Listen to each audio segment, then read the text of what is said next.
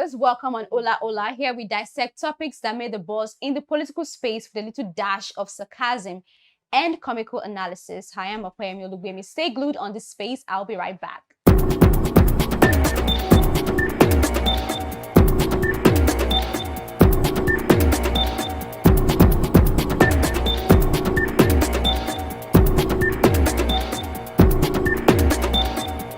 A whole lot of shenanigans have happened in Nigeria, right from the election till this moment. It's been a roller coaster of problems and emotions with Nigeria in the hands of the government. No matter how long you protest, though, we are going to remove subsidy.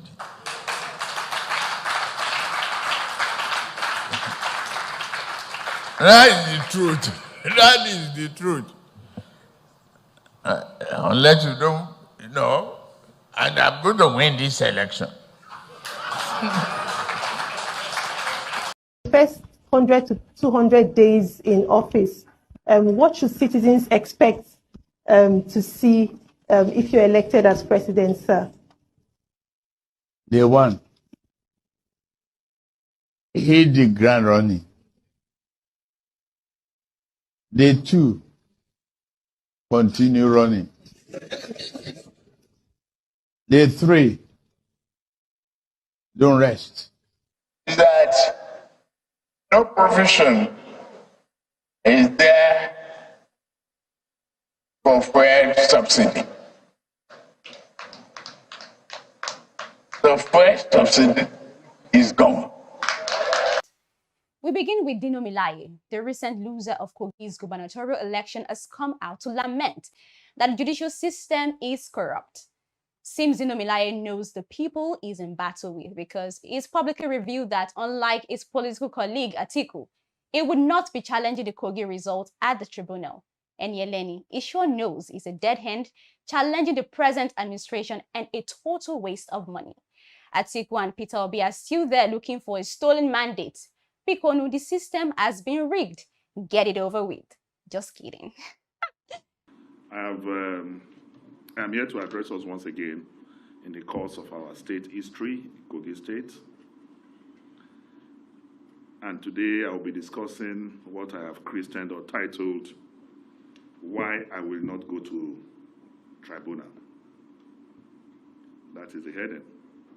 And the subheading is INEC and Judiciary, the biggest threat to democracy in Nigeria. INEC and Judiciary, the biggest threat to democracy in Nigeria. Fellow pressmen, in all thriving democracies around the world, the election management body like INEC and the judiciary are its sustaining pillars. The constitutional duty of INEC is to conduct periodic, free, fair and credible elections and declare the popular will of the people as expressed through the ballot, but at moments, election results are not written and prepared before election day. Sorry, I take that again. The constitutional duty of INEC is to conduct periodic, free, fair and credible elections and declare popular will of the people as expressed through the ballot, but at the moment, election results are now written and prepared before election day under Professor Mahmoud Yakubu. The judiciary is supposed to be the last line of defense of democracy and the rule of law. But the tragedy today is that the judiciary over the years have not lived up to the expectation fully on matters of electoral justice. Worse still, it has now been captured by APC, and it's now the weakest link for the subversion of democracy in Nigeria. What a disgrace and shame to the largest black race of the world. A democracy without a rule of law and a courageous judiciary has in it an inner virus that will lead to its destruction. The common saying that judiciary is the last hope of aggrieved citizens is now an empty slogan because the judiciary is truly now the lost hope of the people of Nigeria. That is why I, Dino Melaye, will not dignify a captured judiciary that is now a department of APC by filing a petition over Kogi State governorship elections that majority of the results were pre-written before the election day by INEC officials. Under the most corrupt chairman, Professor Mahmoud Yakubu, the most pernicious, odious vermin that ever presided over election management body in Nigeria. I repeat, Mahmoud Yakubu is the most pernicious, odious vermin that ever presided over the election management body in Nigeria, INEC. Why should any responsible Nigerian go to the tribunal when APC has captured the judiciary and their members, that's APC members, openly boast at rallies about their control of a corrupt judiciary of cash and carry? Why should other political parties and Nigerians participate in future elections with the conclusion of grip and total control of INEC through the appointment of APC card-carrying members as commissioners into INEC, who will recruit ad hoc staff, APC supporters, as pool officials? All recognized individuals of proven integrity from south and northern parts of this country, applauded by Nigerians for their commitment to credible elections as commissioners, have all been eased out of INEC. The way the so-called State Independent Electoral Commission, SIEC, is constituted by governors with party members and supporters is what is happening now. So that means what is happening in SIEC is exactly what is now happening with INEC at the national level.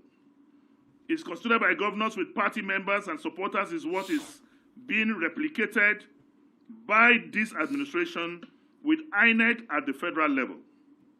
No more elections like local governments, but pure writing of results before elections as done in Kogi and Imo states. A typical example is what I will show you now. This is certified true copies.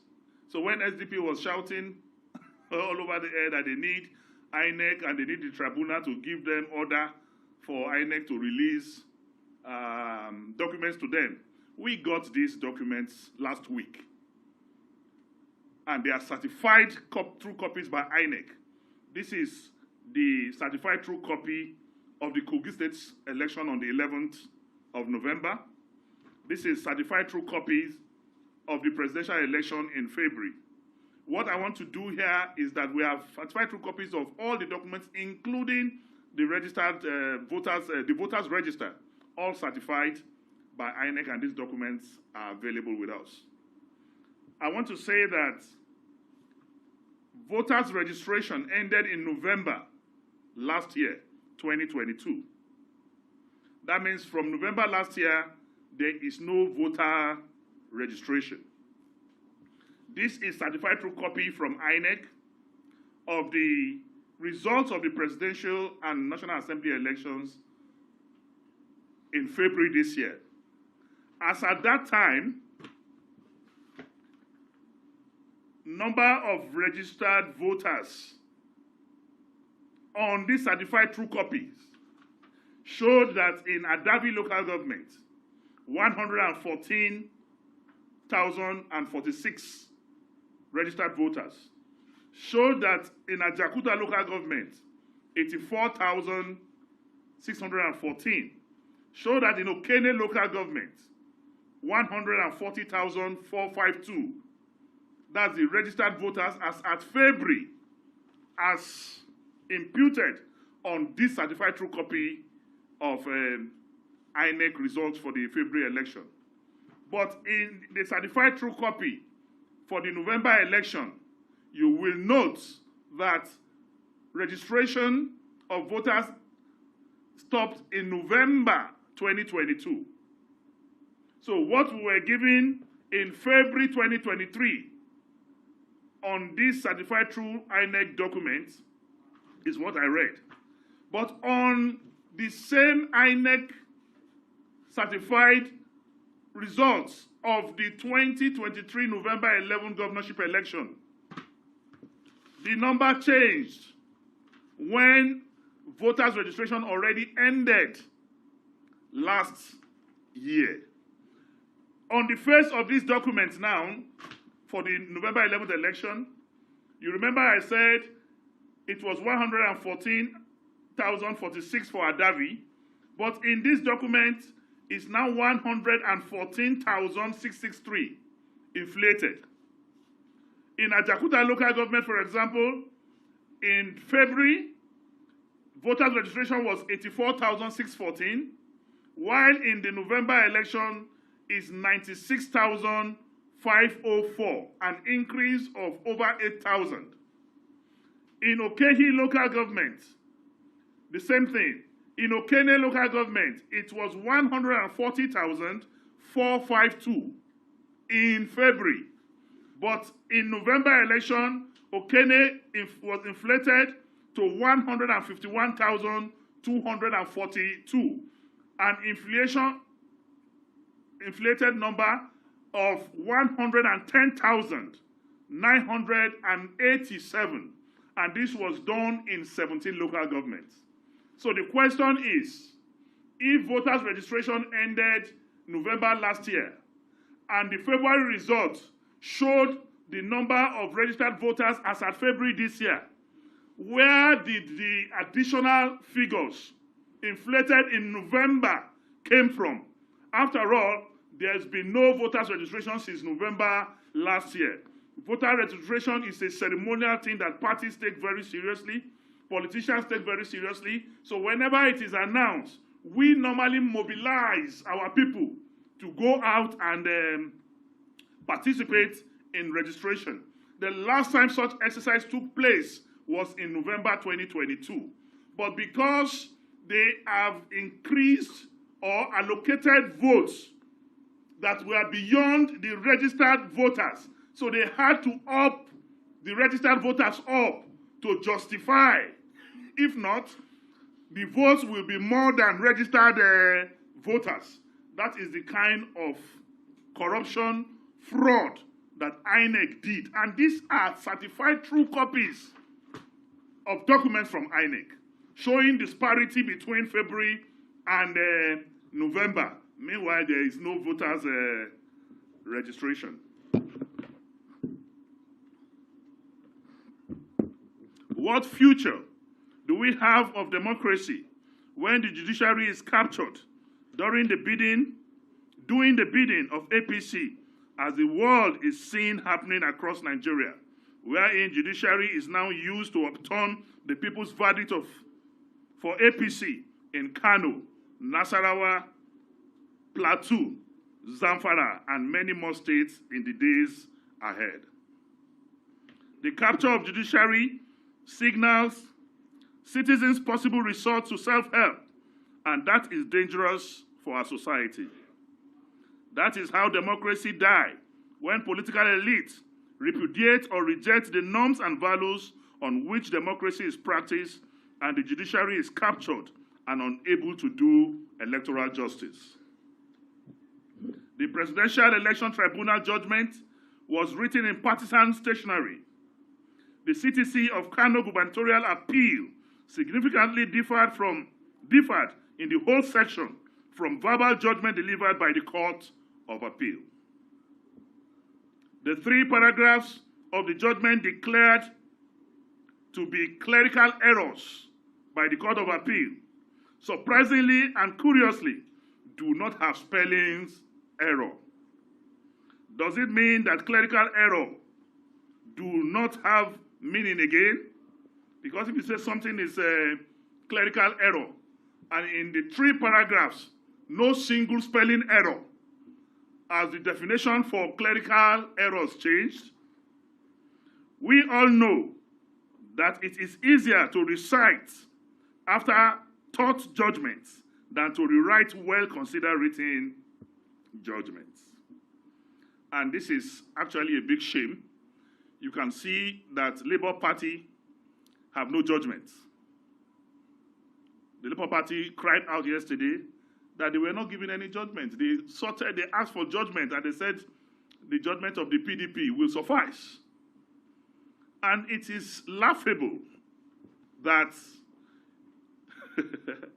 in my elementary knowledge of law as a law student or a graduate of law, I know that grounds, when you make your grounds for submissions or issues that you raise in your submissions are questions.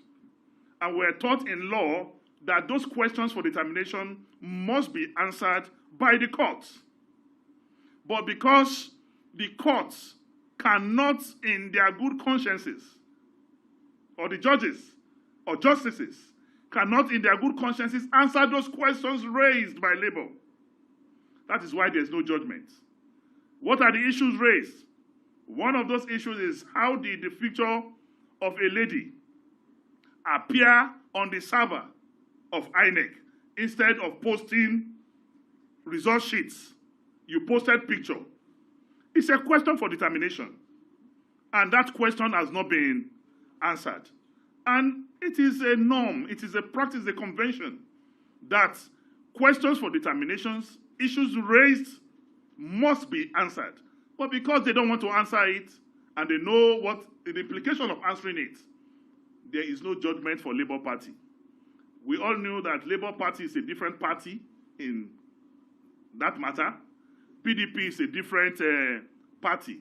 And the court, throughout the sitting at the Supreme Court, did not consolidate the cases of PDP and Labour Party. And where these cases were not consolidated, how can they have the same judgment? That is one of the fundamental reasons why I would say I have lost complete confidence in the judiciary in Nigeria.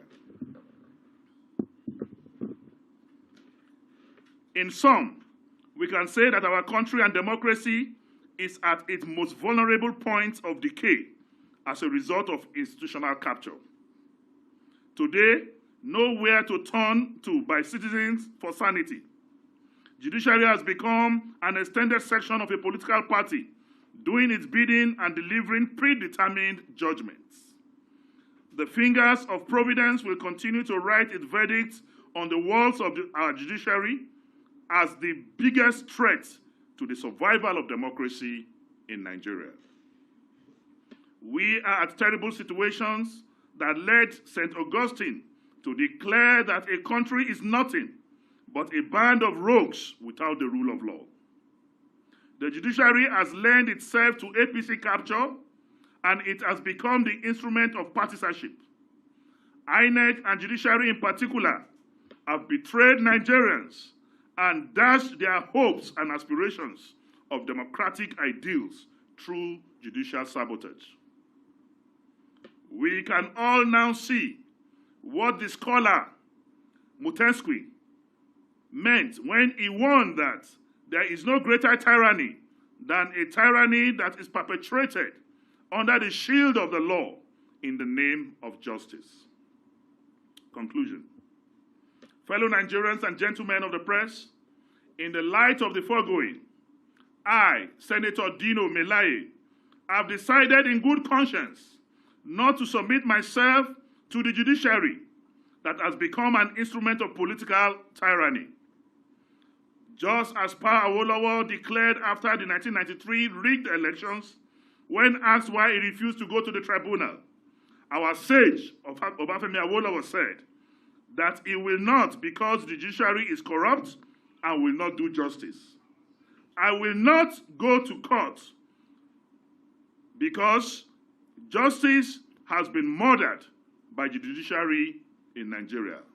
I repeat, I will not go to court because justice has been murdered by the judiciary in Nigeria.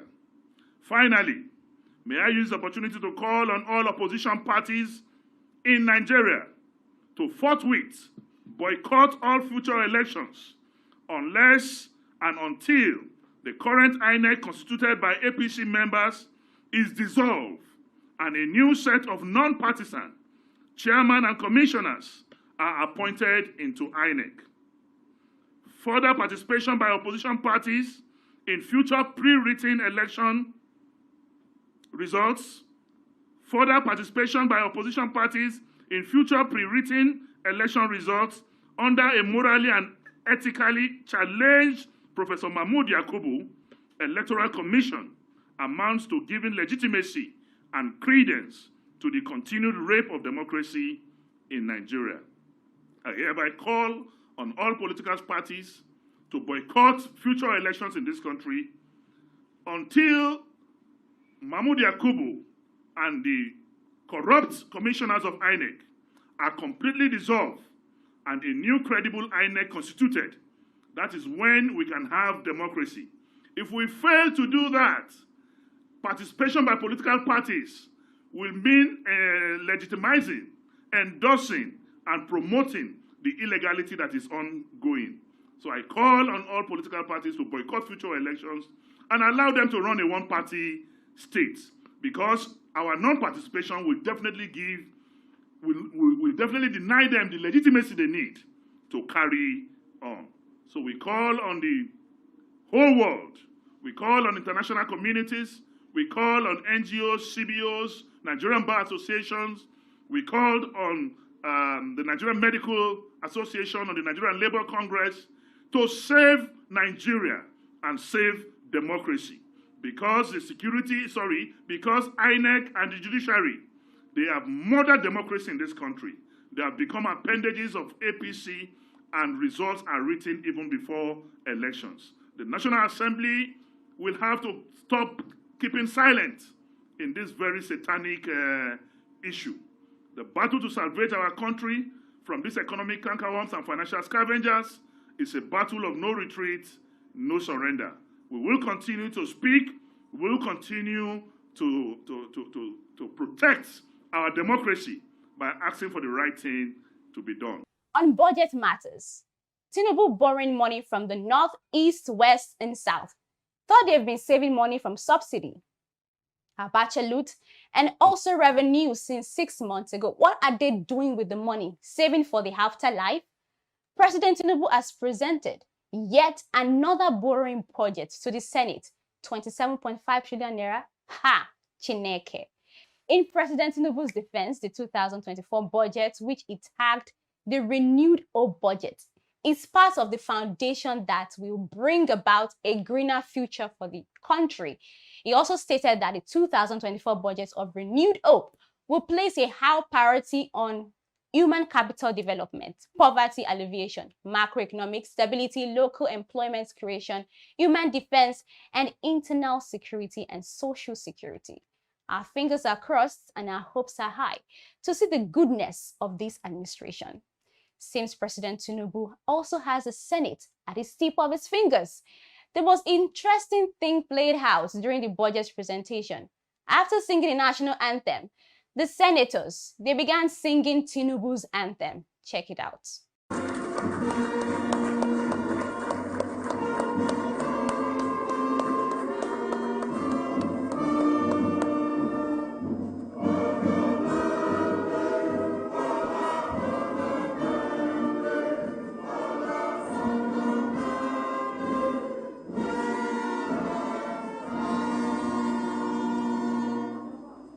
Thank you very much. What are your thoughts on this? Pen it down in the comment section. Meanwhile, the Senate has begun debating the general principles of the 2024 budget proposal of 27 trillion naira. Thank you, Honorable Shaga. Honorable Bello, El-Rufai. Thank you very much, Mr. Speaker. My name is Honorable Mohammed Bello El-Rufai. I represent the good people of Kaduna North Federal Constituency. I'd like to start by apologizing for trying to walk out. Mr. Speaker, I was trying to rally your young parliamentarians to discuss pertinent issues and learn. I'm sorry, I needed to use the bathroom. I'm sincerely sorry about that. Mr. Speaker, I think everything that needs to be said has been said. Honorable Shagaya and I were writing notes, so he stole mine. I am also very proud to have witnessed what I witnessed yesterday. It's truly an honor, and with every chance, we thank the experienced members for giving us the path to this, and we are very grateful. And Mr. Speaker, yesterday you held us in highlight. I must tell you this, because your speech was excellent and honest. We have hope. There is renewed hope, but every member here knows the challenges in our constituency. People are going through a lot.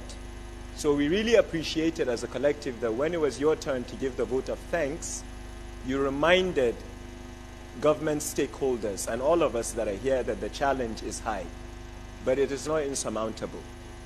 The United Nations Education, Scientific and Cultural Organization, UNESCO, insists that federal governments and states allocate 26% of their budget to education, because that is the foundation of everything. Honorable Jha said the more people we have in schools, the less bandits out there. It is a known process. So I hope when we have details of this budget, Mr. Speaker, and I hope we get it soon, considering the constraints of time, that this budget finally achieves the 26% threshold the UNESCO has been advocating for years. Finally, Mr. Speaker, I would like to cause some trouble here with your kind protection and permission. As we discuss the issues about revenues and the need for borrowing, the federal government has an excellent report on its table, the Oronsaye report. Mr. Speaker, if Nigeria wants to consolidate revenues, decrease wastage, and ensure efficiency, we must insist on the full implementation of that report, which recommended that certain agencies that are duplicitous should be merged together. I believe that will ensure more efficiency, the same way you have urged members of similar committees to work together to ensure that things go ahead. So please, Mr. Speaker, as we look at this budget, we must remember the Oronsaye report and its full implementation. I am proud to be Nigerian today, and I really hope with our oversight duties, we do what is right and make our citizens proud. Thank you very much for this opportunity, and I will not walk out next time again. I will use that door, sir. Thank you. Thank you, Honorable Bello. Moving to Bayelsa. The state governor, Diri, has ordered investigation into the distribution of palliatives with a view of bringing to book culprits who diverted food items. Governor Diri gave the directive during the State Executive Council meeting in Government House in Nagoya following complaints that some individuals diverted items meant for each ward in the state. Now here's the gist.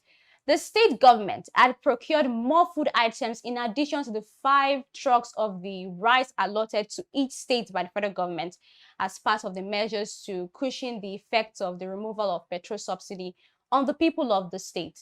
Now, some greedy, wicked politicians, just like they did with COVID-19 palliative, decided to hoard and share the palliatives between themselves. Wickedness in high places. I've had reports about the palliatives that I directed that we should share, and that some of those greedy politicians converted some of those palliatives to their use. If we say go and give a ward 150 bags, some of those who are involved collected 20 bags of rice. And not only rice, we also distributed maize. And I hear that most of the maize were sold out. Particularly those who are appointees. You are earning salary at the end of the month. And then you now cheat your own people. The SSG, General Langaye, the Chief of Staff, and others investigate through SEMA those who are in position to distribute those palliatives. This election was not about myself and my deputy. This election was about the freedom of the people of Bayelsa State. Now we have another 4 years. And the assurance I give to all members of ESCO is that yes, at the end of the day, not all will return. Nobody will be left out. I give you that promise. Let's take a look at the health sector. The House of Representatives Committee on Health has reviewed that Not less than 500 wards, 550 beds have been closed down at the Lagos University Teaching Hospital, Luth, Idiaraba, due to a shortage of health workers. The health sector is evidently in shambles, yet some persons have decided to shut down wards of 150 beds, with reports of patients dying recklessly in hospitals due to negligence, lack of facilities. This isn't the way to go. Well, the chairman of the committee, Dr. Amos Magaji, has explained that the 5 wards had to be shut because there were no health workers to operate them, despite the large number of patients received at the institution on a daily basis. Now, while lamenting that the institution was under threat as a result of brain drain, the health committee chairman stated that many health workers in Luth, especially nurses and doctors, had left the teaching hospitals in search of greener pastures. Who will take care of the 220 million Nigerians when they need the medical attention? The health sector need to do better. Why are your people running away? Chai, a large percentage has jackpotted. I play too much on jackpotted. Now, one of these days, APC will wake up and realize that there is nobody to oppress again, nobody to govern. We saw the laudable project that Luth has been embarking on since those years. However, we also saw significant problems here. Right now, there are about 5 wards in Luth, totaling about 150 beds that have been shut down because there are no nurses and doctors to man those wards. We will work together with the federal government and with also with the teaching hospital to find a way out of this national embarrassment. It's not something that can be fixed in one day, but nevertheless, we are going to be approaching it piecemeal. Jackpot's this syndrome also goes beyond the teaching and tertiary hospitals. Please also put emphasis on state government and local government. There are cases that ordinarily should not appear in a teaching hospital, and we are seeing them. It is because of lack of facilities and personnel at those local government level. Abuja people, how far? FCT 01 has come to stay with its palaver. The fear of Wike is the beginning of wisdom. Some lawmakers timidly queried Wike over the controversial recertification of C of O's in Abuja. Of course, Wike gave them a bombastic reply. Watch it. Honorable colleagues, before we round up our meeting, Honorable Minister, there is a request from one of my leaders with the issue of estate certification.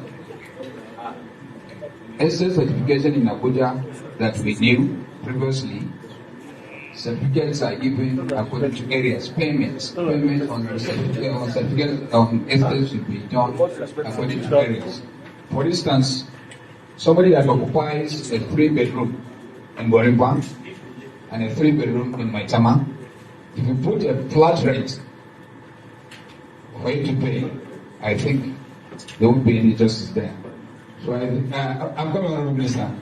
I remember when I was staying in a flat in Musetu, one of my friends stays in Kubo, will pay a different fee to this certificate. So I think you should look at it, you should tell your tax force, look at the payments. Somebody residing in Asokoro, somebody residing in Maitama, somebody residing in Musetu, fine, they can pay what you said. But if you are residing down Guaripa, it will be very difficult. Please, Honorable Minister, look and review your... Okay. CFO is not given based on 1-bedroom flat. CFO is not given based on 5-bedroom. CFO is the CFO. What you pay differently is ground rent. In ground rent, what you pay here is not what by the size. That's what ground rent is based on the size of the land. Application. No. But let me say that. If you say so, You may be living in one bedroom flat today, they give it to you for tomorrow, they clean the house and build a 5-bedroom house. Okay, Honorable Minister, in CFOs, in an offer, they normally give anybody. You see, the bill they give him for payment of CFO from Maitama differ from the bill they give him to pay for CFO in Kubo from the same FCT. No, I don't see that. Yes. This is my job, no? My job. Let them deny. See your ears here. They have no powers to speak.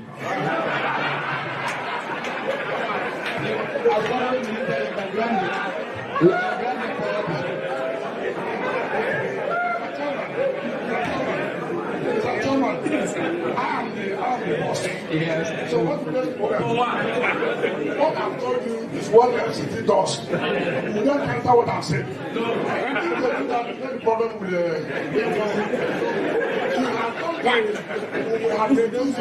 we met with stakeholders. So it was not a decision taken alone by FCT. The town hall proposed something. So we took the town hall meeting where developers and those who bought were all there. Of course, argument counter argument. So we have to do this practically. You know, this, even if you put it 1 naira, some people will still very choosy. You didn't know what it costs us now. The security features we have to bring to us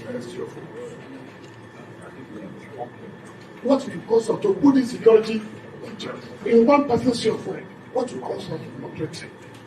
And it don't be done by security so it's not about going to anybody to go and print 6 cell phone. So in as much as I agree with you, things are hard.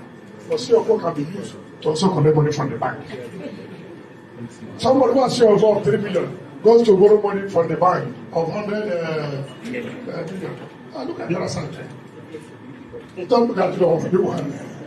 Thank you. This country tire me. It's like these politicians were handpicked to create chaos in the country. With Wike, you tend to laugh away your sorrows, so blunt and untouchable. On a not so lighter note, 2 policemen in uniform have gone viral for fighting publicly. Can you imagine gbas between the Nigerian police? Police is your friend in the mud. These ones are wrestlers. If they can wrestle with themselves, what then is the fate of civilians? Such a lawless country. The policemen were seen coming out of a car, dragging and throwing punches at each other until they were separated by another policeman, after which they went back into the car. So unprofessional of them. We need divine overhauling of the security system.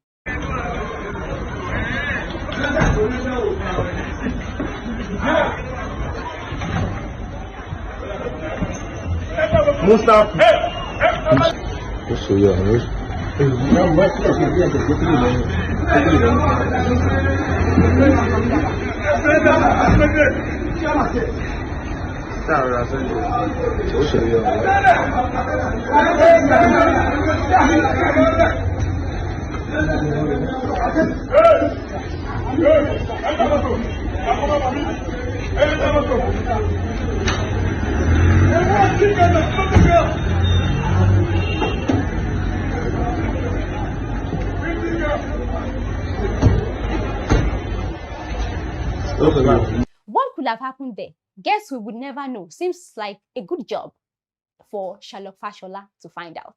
That video never gets old. Oh dear, our country, Nigeria is a cruise country. Anyways, that's it from Ola Hola today. See you on the next episode. I am Okoyemi Olugbemi. Stay safe.